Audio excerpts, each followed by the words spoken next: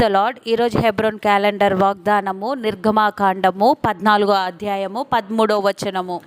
అందుకు మోషే, భయపడకుడి, యెహోవా మీకు నేడు కలుగజేయు రక్షణను మీరు ఊరక నిలిచియుండి చూడుడి. మీరు నేడు చూచిన ఐగుప్తీయులను ఇక మీదట మరి ఎన్నడూనూ చూడరు. శత్రువు ఈ రీతిగా అనుకున్నాడు కదా. 14వ అధ్యాయము 3వ వచనంలో, ఫరో ఇశ్రాయేలీయులను గూర్చి, వారు ఈ దేశములో చిక్కుబడి ఉన్నారు, అరణ్యము వారిని మూసివేసెనని అనుకునేను. ఈ రీతిగా శత్రువు మనల్ని 4 దిక్కుల కబళించేశామని, మనకింక ఏ ఒక్క దారి లేదని, వారే దిక్కని ఇక్కడ చూడట మనం చూస్తున్నాం.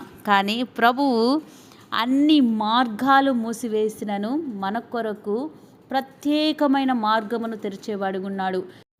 సముద్రాన్ని 2 పాయలు చేసిన దేవుణ్ణి మీరు ఎరగరా?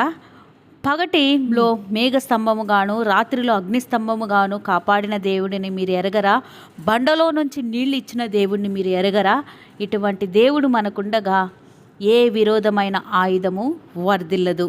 అందుకే మోషే తన దేవుణ్ణి ఎరుగును కనుక, భయపడకుడి, యెహోవా నేడు మీకు కలుగజేయు రక్షణ మీరు ఊరకే నిలిచియుండి చూడుడి. మీరు పోరాడవలసిన అవసరం లేదు. దేవుడే మీ పక్షమున యుద్ధము చేసి మిమ్మల్ని రక్షించునని తాను ప్రజలను ధైర్యపరుస్తూ వస్తున్నాడు. ఇట్టి దేవుడు మనతో కూడా ఉన్నాడని ఎరిగి ప్రార్థిద్దాం.